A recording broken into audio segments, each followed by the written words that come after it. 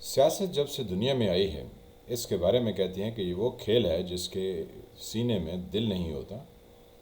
اور یہ صرف پاکستانی سیاست نہیں بلکہ دنیا کی ہر جگہ کی سیاست اور دنیا کے ہر ملک میں اس کے بارے میں یہی تصور ہے کہ یہاں دوست آپ کے ہمیشہ کے دوست نہیں ہوتے، اور جو آپ کے اپوننٹس ہوں یعنی آپ کے جو مخالف ہوں وہ ہمیشہ آپ کے اپوننٹ نہیں ہو سکتے۔ آپ نے اس طریقے سے اپنا کھیل جاری رکھنا ہے کہ آپ کے دشمن آپ کے دوست بن جائیں، اور جو آپ کے دوست ہیں وہ آپ کو چھوڑ کے کبھی نہ جائیں۔ لیکن اگر آپ تھوڑی سی بھی بھول یا ناتجربہ کاری ظاہر کریں گے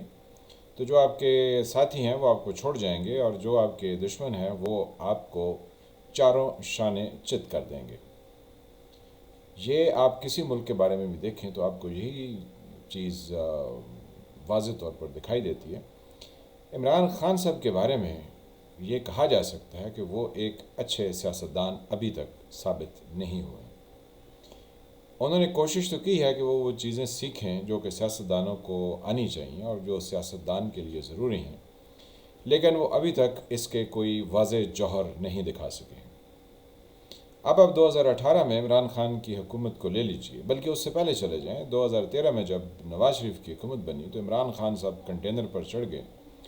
اور کنٹینر پر ہی چڑھ کر انہوں نے ساری وہ اپوزیشن جو کہ ایک کنٹینر کی تقریروں کی اور ایک لا قانونیت کو پھیلانے کی تھی وہ انہوں نے کی۔ کوئی بھی انہیں سنجیدہ سیاستدان کے طور پر نہیں لے رہا تھا۔ پھر 2018 میں وہ اسٹیبلشمنٹ کے کاندھے پر سوار ہو کے اقتدار کی راہداریوں میں آ گھسے۔ تو اس میں عمران خان صاحب کی اپنی کوشش کم اور اسٹیبلشمنٹ کی کوشش زیادہ لگتی ہے، کیونکہ نواز شریف صاحب بھی 80s میں وزیر خزانہ کے طور پر پنجاب اسمبلی میں داخل ہوئے اور اسٹیبلشمنٹ کے کندھے پر چڑھ کر وزارت عظمیٰ تک پہنچے، لیکن 12 اکتوبر 1999 میں جب انہیں اقتدار سے نکال باہر کیا گیا تو پھر وہ بن پانی کے جیسے مچھلی تڑپتی ہے ایسے وہ تڑپتے رہے، اور میمو گیٹ تک اور 2013 تک اسی تنخواہ پر کام کرنے کے لیے راضی ہو گئے جس پر وہ پہلے یعنی 80s اور 90s میں کام کرتے رہے تھے۔ پھر اس کے بعد جب ان کو 2013 میں حکومت مل گئی تو ان کے کل پرزے نکل آئے، اور انہوں نے سمجھا کہ وہ بہت کچھ کر سکتے ہیں، تو لہٰذا ان کو دوبارہ سے جی ٹی روڈ پر مجھے کیوں نکالا کے ساتھ جانا پڑا۔ اب عمران خان صاحب جب 2018 میں الیکشن کے بعد چاہے ان کو سلیکٹڈ ہی کہا گیا، لیکن یہ وزارت عظمیٰ کی کرسی پر آن بیٹھے تو انہوں نے جو بنیادی غلطیاں کیں وہ سب کے لیے عیاں ہیں، کسی کو رپیٹ کرنے کی ضرورت نہیں۔ لیکن جو ان کے ساتھ مارچ میں واردات ہوئی اور جو اپریل میں ان کے خلاف فیصلہ کن مارکا ہوا، اس پر عمران خان صاحب کی اپنی نالائکیاں بہت زیادہ ہیں، اور اپوزیشن کی یعنی پی ڈی ایم اور پیپلز پارٹی کی کامیابیاں اپنی جگہ کوئی کامیابیاں نہیں ہو سکتی تھی اگر عمران خان صاحب سیاست کے کھیل میں بہتر طریقے سے کھیل سکتے۔ سب سے پہلے عمران خان صاحب اپنے اتحادیوں کو اپنے ساتھ شامل نہیں رکھ سکے، بھلے وہ کہتے رہیں کہ یہ امریکن کانسپریسی ہے، لیکن یہ ہے عمران خان صاحب کی اپنی ذاتی نالائکی کہ وہ کاف لیگ کو بہت عرصے تک لٹکاتے رہے، اور مون سلائی کو انہوں نے کبھی اپنا وزیر بنانے کی کوشش نہیں کی جس کا انہوں نے وعدہ کیا تھا۔ تو یوں کاف لیگ جو ہے وہ ایک ایسے پینڈولم کی مانند تھی جو کبھی حکومت کی سائڈ پر آ گھستی تھی اور کبھی اپوزیشن کی سائڈ پر جاتی۔ تو عمران خان صاحب ایم کیو ایم کے ساتھ بھی یہی کچھ کرتے رہے، کیونکہ ان کے ساتھ بھی جو وعدے تھے وہ پورے نہیں کیے۔ جو بی اے پی پارٹی تھی اس کے ساتھ بھی عمران خان صاحب اپنے اس وعدے پر پورے نہ اترے۔ چلیں، اقتدار کی راہداریوں میں ایکسپلائٹیشن بھی ہوتی ہے، انہوں نے ایکسپلائٹ کر لیا سچویشن کو، لیکن جب انہیں دیوار پر سامنے لکھا ہوا دکھائی دے گیا کہ ان کے اقتدار کے دن گنے جا چکے ہیں، اور ان کے جب اقتدار کے دن گننے کی گنتی شروع ہوئی تھی تو ان کے وزیر خاص طور پر فواد چودھری وہ میڈیا پر آ کے کہتے رہے کہ اپوزیشن کے پاس طریقہ عدم اعتماد ہے تو وہ لے کر آئیں۔ تو یعنی وہ اس چیز کے بارے میں روزانہ گفتگو کرتے جس کا ان کے پاس کوئی حل موجود نہ تھا۔ پھر عمران خان صاحب اپوزیشن کا مطالبہ یہ تھا کہ وہ اسمبلیاں توڑ دیں اور الیکشن کرا دیں۔ تو جب پیپلز پارٹی کا قافلہ بھی کراچی سے نکلا نہیں تھا لانگ مارچ اسلام آباد کے لیے، تو اس سے پہلے عمران خان صاحب اگر جو ہے وہ اس چیز کا اعلان کر دیتے اور پیپلز پارٹی سے جا ملتے اور مذاکرات کرتے اور کہتے ہیں کہ جی میں الیکشن کے لیے تیار ہوں، الیکشن کراتے ہیں، تو یقینی طور پر عمران خان صاحب کو مسلم لیگ نواز کے خلاف کھڑے ہونے کی بہت زیادہ سپیس مل جاتی، لیکن وہ اس پر رہے کہ شاید یہ عدم اعتماد کی تحریک کسی صورت نہیں آئے گی اور میں 2023 تک اپنی من مرضی کے طریقے سے حکومت جاری رکھوں گا۔ پھر جب طریقے عدم اعتماد پیش ہو گئی تو پھر وہ اس ہیلے بہانے میں اپنے اتحادیوں یعنی MQM BAP اور GDA اور کاف لیگ کے پاس روزانہ یعنی ہر ہفتے جاتے رہے کہ وہ ان کا ساتھ نہ چھوڑیں۔ تو اس میں اپوزیشن کی کوئی کامیابی نہیں، عمران خان صاحب کی اپنی نالائکی ہے کہ یہ ان کے پاس ملنے کے لیے گئے اور جس کی پریس کانفرنسز بھی ہوئیں، تو عمران خان صاحب نے ان سے بالکل نہیں کہا کہ آپ میرے خلاف تحریک عدم اعتماد میں شامل نہ ہوں بلکہ حکومت میں رہیں۔ یہ دائیں بائیں کی، اوپر نیچے کی، ادھر ادھر کی باتیں کر کے تو وہ وہاں سے اٹھ کے آتے رہے، جو کہ ان کے وزراء نے اور جو کہ انہوں نے خود بتایا، اور ایون کاف لیگ بھی آن ریکارڈ ہے کہ عمران خان نے عدم اعتماد کے اوپر کوئی بات نہیں کی، حالانکہ مونس لائی نے کہا کہ اپنے بندوں کو قابو کر کے رکھیں، کاف لیگ کے بارے میں فکر نہ کریں۔ تو عمران خان صاحب اس چیز کو سمجھ نہیں پائے کہ اپوزیشن جو ایک دوسرے کے ساتھ دستور گریبان رہی اور اتنے سالوں تک رہی، وہ کہتے تھے یہ مل نہیں سکتے ہیں۔ انہوں نے اس بنیادی اصول کو ہی چھوڑ دیا کہ جو آپ کے مخالف ہوتے ہیں وہ ہمیشہ کے مخالف نہیں ہوتے، بلکہ کسی وقت آپ ان کو اپنا دوست بنا سکتے ہیں، اور جب آپ کو موقع ملے آپ پھر ان کو تنہا چھوڑ سکتے ہیں۔ اس کی مثال آپ آصف علی زرداری اور نواز شریف کی پارٹی کی دیکھ لیجئے کہ نواز شریف جو ہیں وہ آصف علی زرداری کے خلاف کون کون سی زبان استعمال نہیں کرتے رہے، لیکن جب انہوں نے دیکھا کہ ان کا مفاد عمران خان کی حکومت کے خلاف اکٹھا ہونے میں ہے تو انہوں نے ایک دوسرے کے ساتھ ہاتھ ملا لیا۔ آصف علی زرداری نے آگے بڑھ کر کہا کہ شہباز شریف ہمارے وزیر اعظم ہیں، تو انہوں نے کون سا کھیل کھیلا؟ انہوں نے وہ کھیل کھیلا جو کہ 2008 میں ہمارے نواز شریف صاحب آصف علی زرداری کے ساتھ کھیل چکے تھے، کہ جب ان کی پارٹی نے کچھ وزارتیں قبول کیں اور پھر بیچ منجدھار کے اسحاق ڈار یہ کہہ کر حکومت کو الوداع کہہ گئے کہ جی اس کے خزانے میں اور یہ ملک چلتا ہوا نظر نہیں آتا، یعنی انہوں نے پیپلز پارٹی کے لیے ایک ایسی گھنٹی بجائی جس پہ پیپلز پارٹی کو 5 سال کے لیے حکومت کرنا مشکل ہو گیا۔ تو آصف علی زرداری کے ذہن میں یہ تھا، تو انہوں نے آگے بڑھ کے شہباز شریف کو اس سیٹ اپ کا، یعنی جو 9 اپریل کے بعد مارز وجود میں آیا ہے، اس میں کہا کہ یہ ہمارے وزیر اعظم ہیں اور پیپلز پارٹی کو کسی طرح کی کوئی سیٹیں نہیں چاہیے، حالانکہ وہ اندر سے کہہ رہے تھے کہ ہم آپ سے سیٹیں بھی لیں گے اور پھر ان سیٹوں پر آپ کو چھوڑیں گے بھی، لیکن کیونکہ موقع دیکھا جاتا ہے اور تیل کی دھار دیکھ کے چلا جاتا ہے۔ عمران خان صاحب جو کل تک اقتدار کی مسند پر بیٹھے تھے اور انتخابات کرانے کے لیے تیار نہ تھے، جب اپوزیشن نے ان کو چاروں شانے چت کر دیا تو عمران خان صاحب اب جو ہے وہ روزانہ سڑکوں پر باں پنجابی میں کہتے ہیں، یعنی گل گباڑا کرتے ہوئے دکھائی دیتے ہیں اور کہتے ہیں اب الیکشن ہو جائیں۔ اب بال جو ہے وہ اپوزیشن کے کورٹ میں، اپوزیشن کو یہ سوٹ نہیں کرتا کہ وہ اس وقت یعنی 2022 کے اپریل میں جون جولائی میں انتخابات کرائیں، بلکہ ان کو سوٹ تو یہ کرتا ہے کہ وہ 2023 تک حکومت کھینچ کے لے جائیں۔ ان کے ساتھ جتنے ان کے اتحادی ہیں ان کو بھی یہ بات واضح طور پر دکھائی دیتی ہے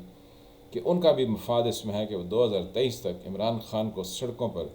اسی طرح رلتا ہوا دیکھتے رہیں اور وہ یہی مطالبہ کرتا رہے کہ انتخابات کریں، جبکہ یہ جو کولیشن گورنمنٹ ہے، یعنی جس میں سب اپوزیشن کی پارٹیاں شامل ہو کے اب انہوں نے حکومت بنا لی ہے، یہ حکومت کرتے رہیں۔ اوپر سے عمران خان صاحب سیاست کے ایک اور پہیے کو یا ایک اور ایریا کو سمجھ نہیں سکیں اور الٹا پہیہ گھما دیا، وہ تھا اجتماعی استعفیٰ دینا یعنی قومی اسمبلی سے۔ تو جب انہوں نے یہ کر لیا تو اب جو ہے یہ بال پیپلز پارٹی کے کورٹ میں آ گئی، کیونکہ وہاں پر پاکستان پیپلز پارٹی کے راجہ صاحب جو ہیں، وہ جن کو راجہ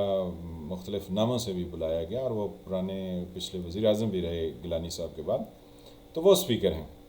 وہ پی ٹی آئی کے بہت سارے لوگوں کو بلا کے ان کی انٹرویوز کریں گے اور پھر تھوڑے تھوڑے کر کے گروپ بنا کے ان کے استعفے منظور کریں گے اور کچھ دنوں کے وقفے سے انتخابات ہوں گے۔ تو اب اگر 125 سیٹوں میں سے اگر کوئی 10 15 20 سیٹیں پیپلز پارٹی حاصل کر لیتی ہے، کوئی اتنی ہی مسلم لیگ نواز کرتی ہے اور اتنی ہی مولانا جو ہے وہ KPK سے حاصل کرتے ہیں، تو یقینی طور پر عمران خان کے لیے سپیس کم ہو جائے گی، بلکہ ختم ہی ہو جائے گی، اور کچھ تحریک انصاف کے ایم این ایز کو اگر اسپیکر یہ منوا لیتے ہیں کہ انہوں نے استعفیٰ نہیں دیا اور ان کو یہ دکھا دیتے ہیں کہ آنے والے وقتوں میں عمران خان کے ساتھ ان کی سیاست دم توڑ جائے گی، تو ہو سکتا ہے ان میں سے کچھ، کیونکہ 20 تو پہلے ہی پی ٹی آئی کے منحرف اراکین اپوزیشن میں بیٹھے ہیں، تو اگر 20-25 اور بٹھا دیے جائیں تو 35-40 کے قریب اپوزیشن کی پارٹی بن سکتی ہے، جس سے کاف لیگ کے اپوزیشن بننے کے اور جی ڈی اے کے اکٹھے ہو کے بننے کے امکانات ختم ہو جائیں گے۔ تو یوں اپوزیشن بھی اپنی مرضی کی چلائیں گے اور انتخابات جیت کے اپنا 174 سے کوئی 200 کچھ کی جو ہے وہ 230-240 کی کہہ لیں کہ اکثریت لے کے اپنی حکومت کو آنے والے 1.5-2 سال کے لیے مستحکم کر لیں گے، یا 1.25 سال، جتنا بھی ٹائم پیریڈ رہتا ہے، کیونکہ آلموسٹ 2023 کے آخر تک جو ہے، نومبر تک، اگست تک اس حکومت نے جانا ہے، تو تب تک وہ اپنی حکومت کے لیے چیزیں پکی کر لیں گے، تاکہ بیچ میں اگر سے کوئی اتحادی ان کو چھوڑے بھی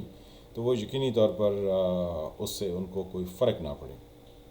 تو بیچ میں نواز شریف صاحب اور پیپلز پارٹی یعنی آصف علی زرداری اور مولانا یہ اپنی سیاست کو مزید مضبوط کریں گے اور ایک دوسرے کے خلاف جہاں اتحاد کرنا ہوگا اتحاد کریں گے اور جہاں چھوڑنا ہوگا چھوڑیں گے۔ تو عمران خان صاحب نے حکومت چھوڑ کے، گنوا کے، اور سڑکوں پر اب رولر ڈال کے ان کو کچھ نہیں ملنے والا، کیونکہ جب وہ حکومت میں تھے تو ان کے پاس بال تھی اور وہ اختیار تھا، وہ اس اختیار کو بھی استعمال کرتے اور اس بال کو بھی اپنے طریقے سے کھیلتے، تو یقینی طور پر وہ کافی اس میں سے فائدہ حاصل کر سکتے تھے۔ اب جب 2022 گزرے گا تو عمران خان صاحب کا یہ ایک سازش کا بیانیہ دم توڑ چکا ہوگا، کیونکہ اس کی کئی پرتیں کھل چکی ہوں گی، اور پھر 2023 کا سال جو ہے وہ انتخابات کا سال ہوگا، اور بیچ میں اگر یہ کولیشن گورنمنٹ کچھ ڈلیور مزید کرنے میں کامیاب ہوگی اور چائنا کے ساتھ بھی کچھ پروجیکٹس جو ہیں وہ تیزی سے آگے لے گی، تو یقینی طور پر عمران خان صاحب کے لیے ناکامی کے علاوہ اور کچھ باقی نہیں بچے گا۔